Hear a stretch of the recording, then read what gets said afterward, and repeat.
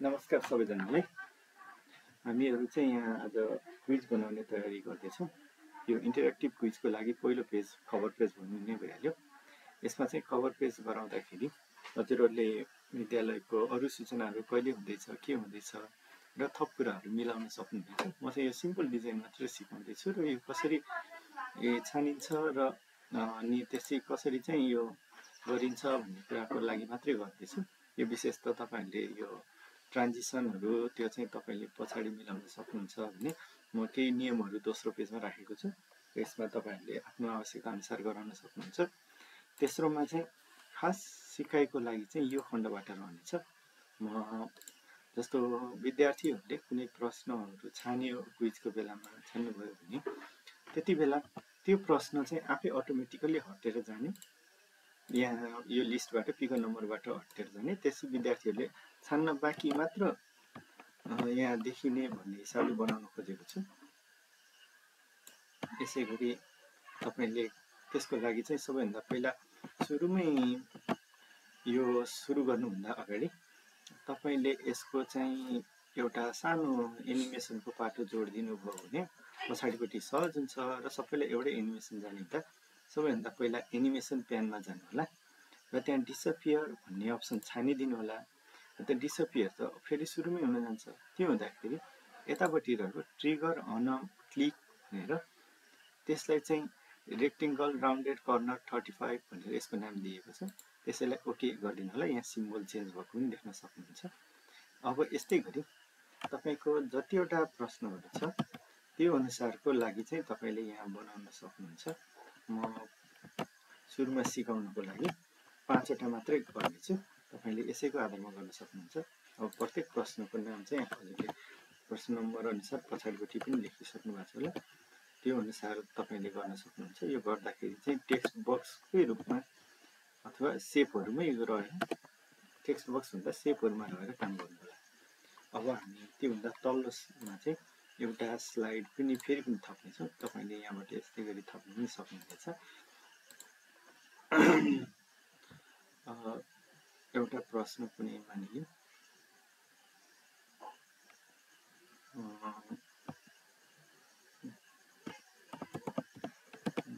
नेपालमा कतिवटा लहरहरू रहेका छन्। एउटा प्रश्न नमुनाको रूपमा यहाँ राख्न सक्यो। यसको नम्बर हो 1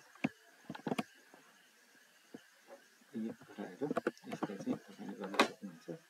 यसलाई फन्ट चेन्ज गरिदिउँ। कोकिला गराइसकेपछि फन्ट चाहिँ अलि ठुलो प्रष्टसँग देख्ने गरियोस् र अब सेप अघि भनेकै जस्तै गरी सेप राखेको छौँ। यसमा पनि जस्तै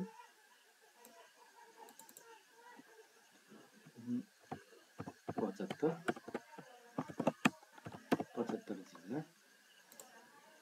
अब यसको पनि फन्ट साइजहरू यसलाई ब्ल्याकमा गराउँछु र फन्ट साइज केही ठुलो बनाउँछु।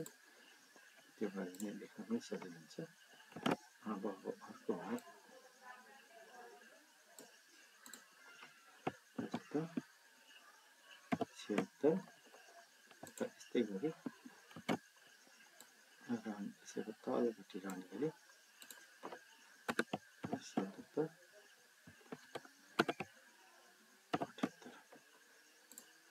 अब यसै गरी अरू प्रश्नहरू पनि मैले तयार गरेको छु। तलपट्टि राखेको छु र सँगसँगै एउटा चाहिँ यस्तो पेज पनि बनाएको छु। यदि विद्यार्थीले त्यहाँ छानिएको अप्सनमध्ये गलत उत्तर दिएमा चाहिँ रङ एन्सर भन्छ। फेरि हामी त्यही प्रश्नमा फर्किन्छौँ। यदि विद्यार्थीले सही उत्तर दियो भने चाहिँ त्यो प्रश्नहरू चाहिँ राइट एन्सरको रूपमा लिइन्छ।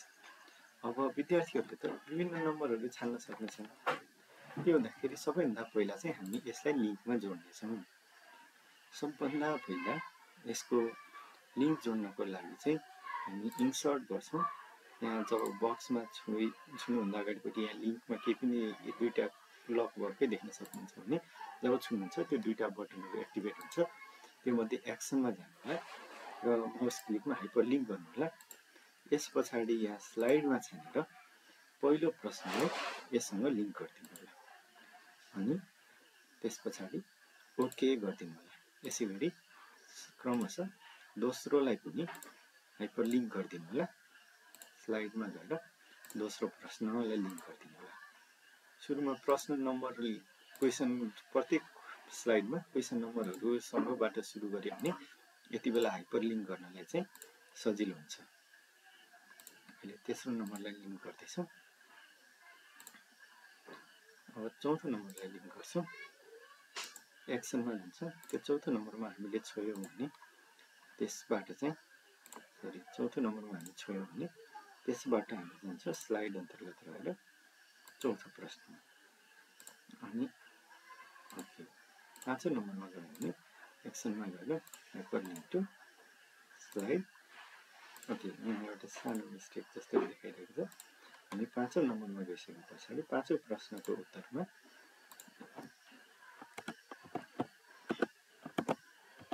पाँचौँ नम्बरको प्रश्नको उत्तर लेखिन्छौँ। अब हामी बिस्तारै फेरि फर्क्यौँ। अब यो त भयो प्रश्न र उत्तरको। अब यहाँ त चारवटा अप्सन छन्। विद्यार्थीहरूलाई गराउँदा सही उत्तरमा आउँदाखेरि मात्र यिनीहरूलाई कङ्ग्रेचुलेसनसँग ताली बजाउने हो। बाँकी उत्तरहरूमा रङ एन्सर भएर फेरि ट्राई गर्न दिने हो। ल अब चाहिँ सबैभन्दा पहिला हामी सही उत्तरलाई लिङ्क गरौँ। सही उत्तर आयो भने हामी के गर्छौँ? हामी एक्सनमा के गर्छौँ? एक्सन लिन्छौँ। स्लाइड राइट एन्सरमा चाहिँ हामी असाइन गरिदिन्छौँ। अनि साउन्ड पनि जोड्नको लागि यहीँबाट मिल्छ। यसमा के गर्छौँ? एउटा साउन्ड एड गरिदिन्छौँ। ओके अब यो रङ एन्सर भयो भने रङ एन्सर भएको बेलामा बाँकी रहेको रङ एन्सरको लिङ्क चाहिँ हामी त्यसलाई लगिदिन्छौँ। सरी रङ एन्सर भन्नेमा जोडिदिन्छौँ। अब यसमा साउन्डहरू तपाईँले चाहनुभयो भने राख्न सक्नुभयो, नभए नराख्दा पनि हुन्छ।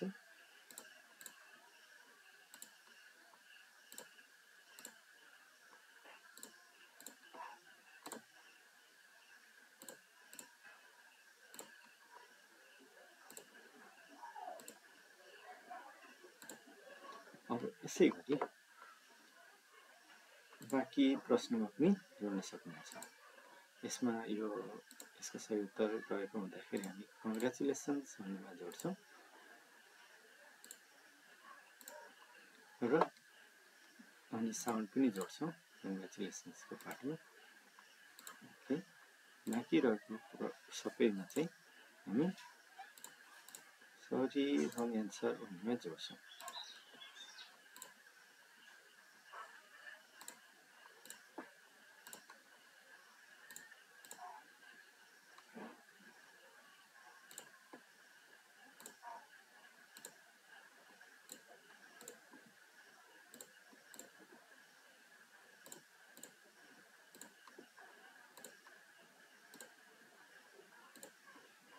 यसरी चाहिँ हामी दुईवटालाई जोडिसकेका छौँ। अब बाँकी तेस्रो स्लाइडमा गएर यसको पनि हामी ठ्याक्कै जोड्छौँ। सही एन्सर रहेको छ यसमा। के भन्दाखेरि यसलाई म सही उत्तरसँगकोमा जोड्दैछु। यसमा चाहिँ राइट एन्सर भनेर हाम्रो यहाँ रहेको छ। ओके यति बेला हामी साउन्ड पनि जोड्छौँ। साउन्ड रहेको छ एउटै साउन्डहरू राख्नेछौँ। ओके बाँकी रहेको जतिकोलाई सरी रङ एन्सरसँग चाहिँ हामी जोड्नेछौँ। यसलाई पनि हामी जोड्यौँ। अब दुईटालाई हामी हाइपरलिङ्क गर्दै स्लाइडमै हाइपरलिङ्क गर्नेछौँ। सरी रङ एन्सरसँग। ओके ओके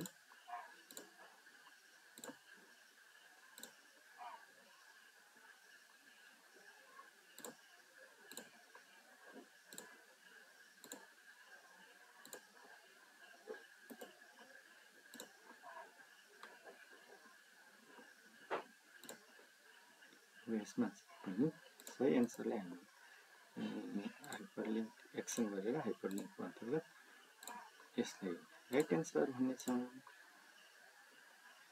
अनि साउन्ड पनि बजाउनेछौँ। अनि बाँकी रहेको जतिलाई हामी रङ एन्सरमा पुर्याउँछौँ। ओके, यसमा पनि हाइपरलिङ्क छ हो।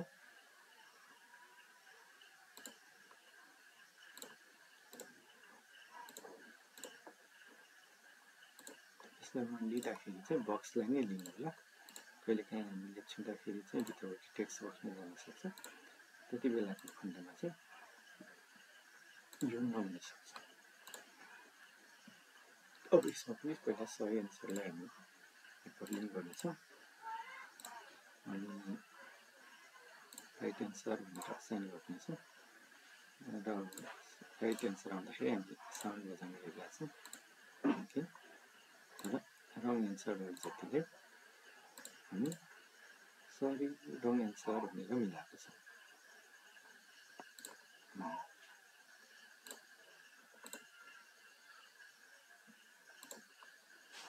प्रत्येकलाई चाहिँ हामी त्यसै गरी नै मिलाउँदैछौँ।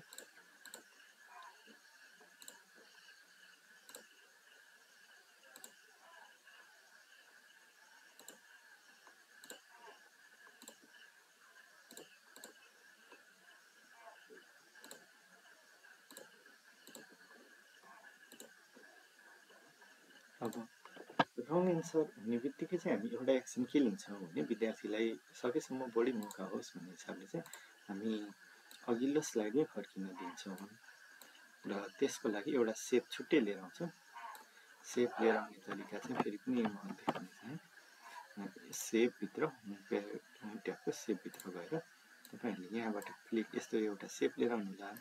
त्यो सेपलाई चाहिँ अघि जस्तै गरी इन्सर्टमा गएर एक्सनमा गएर हाइपरलिङ्क टु लास्ट स्लाइड भ्यू भन्ने अप्सनलाई चाहिँ छानिदिनु होला। ओके, यो गरिदिएपछि प्रिभियस लिन्छ। जब राइट एन्सर हुन्छ त्यो क्वेसनको त काम सकिन्छ। के हुँदाखेरि यसमा पनि एउटा सेप लिएर आएर जब राइट एन्सर आउँछ तब हामी क्वेसनको कुन क्वेसन छान्ने भन्नेमा पठाउने हो। त्यसै हुनाले यसलाई पनि हामी जान्छौँ, यसै गरी यसको एक्सनमा जोड्छौँ। यसको एक्सन भनेको कस्टमरबाट स्लाइडमा गएर pick the question from the below list भनेर हामीले बनाएको थियौँ, त्यसैमा गएर जोड्नेछौँ। ओके, अब एक्चुअली हाम्रो इन्टरेक्टिभ भयो कि चेक गर्ने। यो हाम्रो फर्स्ट प्रेजेन्टेसन भयो। वेलकम टु क्विज भन्यो। त्यस पछाडि हाम्रो आउँछ सेकेन्ड पेज, रुलहरूको यो व्याख्या गरेरै जान्छौँ। हामीले यहाँ छानेका थियौँ पहिलो प्रश्न हाम्रो विद्यार्थीले माग्यो, तेस्रो प्रश्न छान्यो। अब प्रश्न नम्बर 3 मा यदि विद्यार्थीले सही उत्तर छाने द हिमालय भने कङ्ग्रेचुलेसन भन्दै आवाज गर्नुभयो र फेरि प्रश्न छान्नको लागि दिने भयो भने यदि कुनै मानिलिउँ अर्को प्रश्न 2 नम्बर छान्ने, यति बेला विद्यार्थीले गलत उत्तर भन्यो भने सरी भन्ने भयो, फेरि अर्को ग्रुपलाई मौका दिने भयो, फेरि अर्को ग्रुपले सही उत्तर दिने भयो। त्यसै गरी त्यो प्रश्न हट्न जान्छ भने अब अर्को प्रश्न छाने भने यसमा हेर्नुभयो भने यसै गरी उनीहरूले गलत उत्तर दिन्छ भने गलत उत्तरमै जाने भयो। यदि उनीहरूले सही उत्तर दियो भने आफै मिलेर तपाईँले खेल्न सक्नुहुन्छ। धन्यवाद। आजको लागि यति नै।